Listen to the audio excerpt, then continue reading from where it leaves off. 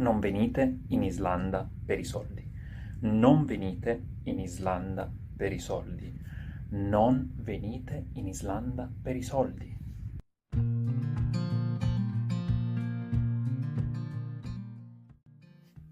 Buonasera a tutti, Vaishapa Shangiroquera, il mio nome è Matteo e sono in Islanda da diversi mesi. Con questo video tocco un tema abbastanza introduttivo, ma nello stesso tempo anche centrale rispetto alla scelta di venire in Islanda, cioè perché venire a vivere in Islanda? Perché a un certo punto una persona dovrebbe guardare oltre i propri confini nazionali e scegliere specificamente l'Islanda come terra in cui fare un'esperienza di vita, venire a lavorare, venire a studiare, venire a, diciamo, sperimentare la vita locale, a fare un'esperienza che vada al di là del mero turismo, della mera visita.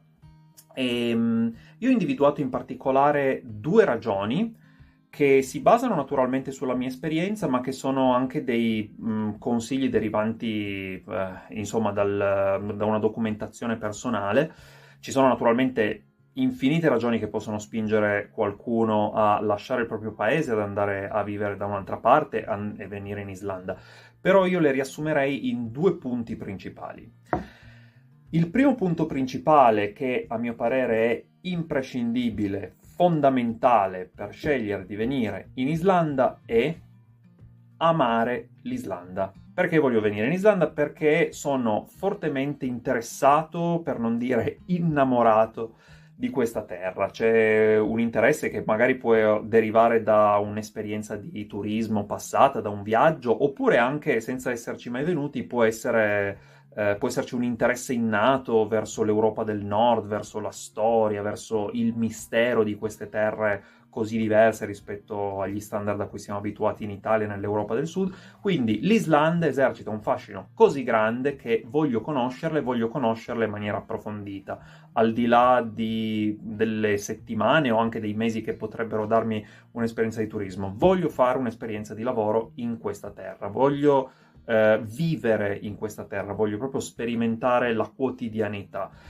Quindi, se si parte da un sentimento di questo genere, se si parte da un grande fascino che a mio parere deve essere proprio molto forte e superiore rispetto alla mera curiosità, un atteggiamento del tipo, ma sì, ho curiosità di conoscere un po', diciamo, tutti i paesi del mondo, tra cui anche l'Islanda, proviamo ad andare in Islanda. Secondo me un atteggiamento di questo genere non è sufficiente, bisogna proprio appunto avere un forte moto interiore che ci spinge a scegliere l'Islanda nello specifico, con una forza superiore rispetto a altri paesi. Questo è il primo motivo, la prima ragione che dovrebbe, diciamo, spingerci a venire in Islanda. La seconda ragione, che è più specifica, e in particolare io mi rivolgo per questa seconda ragione a coloro che vengono in Islanda all'avventura, quindi escluderei tutte le persone che magari hanno ricevuto un'offerta di lavoro dall'estero, magari sono dei professionisti specializzati in un determinato settore, penso ai programmatori, agli scienziati o ai ricercatori universitari che vengono in Islanda con appunto un lavoro già preconfezionato nell'ottica di una continuità di carriera. Escludo questa categoria, mi rivolgo a coloro che vogliono venire in Islanda a sperimentare il mercato del lavoro. Anche poi magari in una continuità di carriera, ma vengono qua senza un'offerta, vogliono cercare, vogliono vedere un pochettino come il paese, vogliono fare un'avventura, un'esplorazione, cosa che peraltro ho fatto anch'io. L'Islanda è un ottimo posto dove reinventarsi.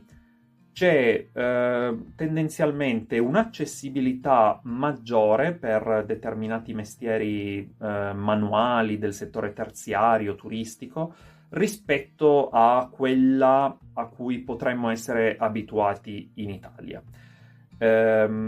Soprattutto in un determinato periodo dell'anno, quando ci si avvicina all'estate, quando le giornate si allungano, quando il turismo cresce, tra indicativamente marzo e maggio, è facile trovare posti di lavoro nella ristorazione, come camerieri, baristi, cuochi, Qui naturalmente l'esperienza può aiutare, ma non necessariamente. A mio parere c'è una certa accessibilità anche per coloro che non hanno mai fatto mestieri di questo genere. L'ho vissuto sulla mia pelle, ma conosco anche persone che hanno trovato ad esempio mestiere come cuoco, aiuto cuoco, senza aver mai lavorato nel settore. In un contesto particolare, la ristorazione in Islanda è particolare, cioè non c'è una stratificazione di qualità dei locali, non ci sono, per così dire, i ristoranti di lusso e i ristoranti più modesti, diciamo, come potremmo vedere in Italia. Uno ha la possibilità di scelta, se vuole fare un pasto eccellente a stella Michelin, a tutti i ristoranti di grande qualità che vuole, ma se vuole invece fare un pasto più umile in una trattoria e bersi un bicchiere di vino con un amico, naturalmente può farlo. Qui in Islanda manca quest'ultima opzione. La ristorazione si è evoluta molto, c'è da dire anche meno abitanti rispetto all'Italia, automaticamente c'è meno scelta, ma la ristorazione comunque si è concentrata soprattutto sul diciamo, l'elemento qualità.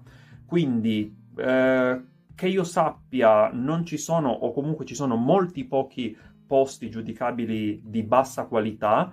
Ci sono invece molti posti di alta qualità e quindi fare un'esperienza nella ristorazione come cameriere, come barista, implica che si possa, diciamo, aggiungere una voce di una certa consistenza nel proprio curriculum, una voce di una certa qualità. Io ho lavorato in tal ristorante di una certa qualità in Islanda, trovando posto magari più facilmente rispetto a ciò che sarebbe potuto succedere in Italia e in altri paesi, e di conseguenza posso, diciamo, aggiungere una voce che poi mi potrà essere molto utile per il futuro. E facendo un discorso più generale, turismo si tende a trovare abbastanza facilmente nel turismo, se penso in particolare a mestieri come ad esempio guide turistiche o comunque anche solo personale addetto al turismo, punti informazioni,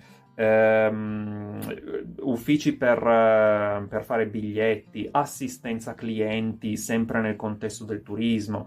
C'è una buona scelta in città a Reykjavik, così come anche nelle località turistiche esterne rispetto a Reykjavik. Cambiando completamente settore, un altro settore che mi riguarda da vicino perché ho anche fatto esperienza, le fattorie. Le fattorie giocano un ruolo importantissimo nell'economia islandese. L'Islanda come società si è fondata sulle fattorie fin dai tempi della prima colonizzazione dei vichinghi nell'VIII secolo e oggi le fattorie costellano il panorama islandese, quindi ci sono molti terreni, c'è tantissimo da fare, predominano soprattutto tre animali che sono i bovini, quindi insomma mucche, i cavalli, i bellissimi cavalli islandesi e le pecore, anche se tipicamente islandesi con alcune caratteristiche particolari, ad esempio la maggior parte delle pecore hanno le corna e sono molto lanose.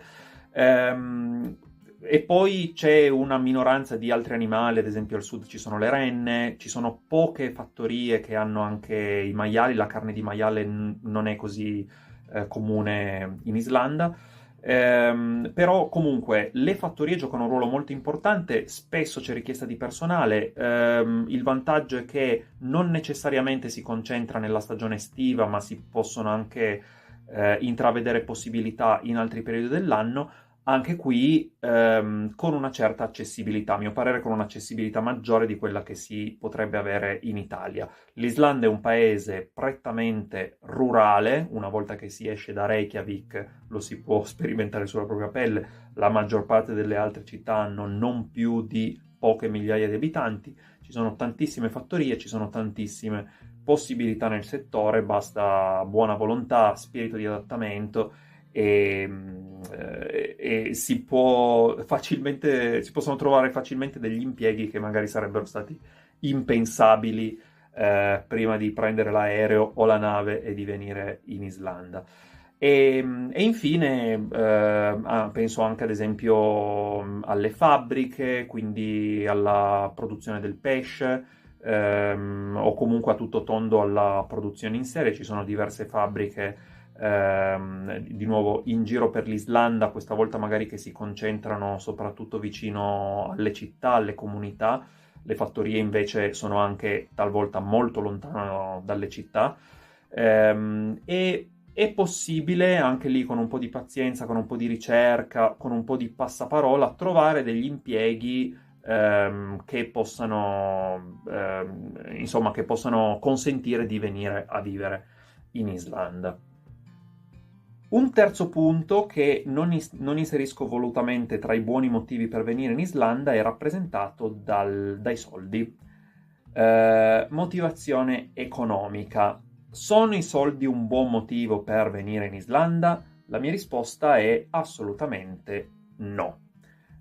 Sconsiglio vivamente a chiunque di venire a lavorare in Islanda perché si guadagna bene. Con quest'idea, sì, gli stipendi sono molto più alti rispetto all'Italia, magari funziona tutto meglio rispetto all'Italia, vado in Islanda, senza tenere conto del motivo numero 2 e soprattutto del motivo numero 1, amore per l'Islanda.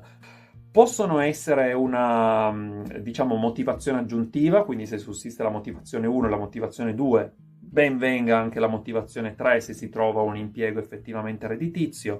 I salari effettivamente sono più alti rispetto a quelli che ci sono in Italia, perché il costo della vita è più alto, si tratta di un'economia diversa, c'è una valuta diversa, la corona islandese. Un caffè costa sempre non meno di 4 euro, a meno di 4 euro non l'ho mai trovato, e conseguentemente tutti gli altri prodotti costano lo stesso, con dovute differenze, ma comunque una spesa, ad esempio, per la settimana a meno di 70-80 euro non la si fa mai. Andare a mangiare fuori costa carissimo, mai meno di, per quella che è la mia esperienza, per avere un pasto soddisfacente, mai meno di 70-80 euro, senza strafare.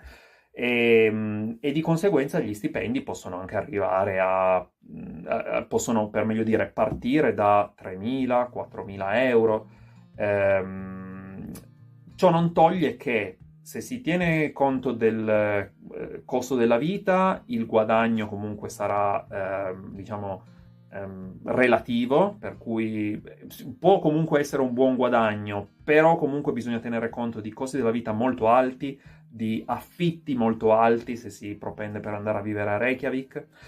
E questo comunque è un discorso a mio parere affrontabile, che può anche essere inserito nel contesto avventura. Quello su cui insisto è non venire in Islanda solo per i soldi, perché l'Islanda è un paese completamente diverso, con un clima, con un'organizzazione sociale, con un calore completamente diverso rispetto a quello a cui siamo abituati in Italia e nell'Europa del Sud, rispetto a standard a cui può essere abituato un italiano che non è mai uscito, che non ha mai fatto un'esperienza all'estero. L'Islanda è un paese con un clima, non lo nascondo, polare.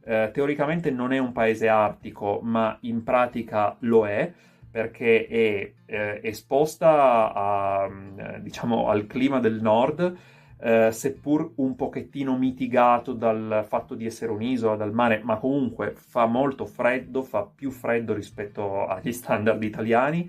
Fa d'inverno buio ed è una situazione che deve essere affrontata con una certa cautela, perché bisogna prendere delle contromisure, quindi ad esempio prendere quotidianamente la vitamina D sotto forma di olio di fegato di merluzzo, di pillole, e comunque essere pronti psicologicamente a passare la maggior parte delle ore al buio. D'estate, viceversa, c'è luce tutto il tempo e ciò potrebbe, diciamo, denotare un'atmosfera un pochettino più accessibile, ma talvolta può provocare dei problemi al sonno, perché il nostro corpo fa fatica ad abituarsi alla presenza costante di luce anche di notte. E in generale comunque è un paese molto diverso, quindi nuovamente se uno viene con uno spirito di adattamento, di avventura, potrebbe magari trovare affascinanti tutti questi aspetti, ma non necessariamente, soprattutto se accostati al fatto che le comunità sono piccole, quindi costruirsi una vita sociale in Islanda è relativamente difficile. Tenendo conto di tutto questo, escludendo, lo ripeto per l'ennesima volta, i soldi come motivazione principale per cui venire in Islanda, io penso che l'Islanda sia un paese magnifico, sia per le sue bellezze naturali, sia per la storia di mistero e di fascino che la circonda, e consiglio naturalmente di fare un'esperienza di lavoro o anche solo di turismo in Islanda per cogliere questo meraviglioso angolo di mondo, questa meravigliosa sfumatura di mondo. Grazie a tutti per aver seguito il video, spero di avervi dato dei consigli utili, se per caso aveste da dire la vostra, in base alla vostra esperienza, in base a ciò che avete sentito dire, potete lasciare dei commenti e vi auguro una buona serata.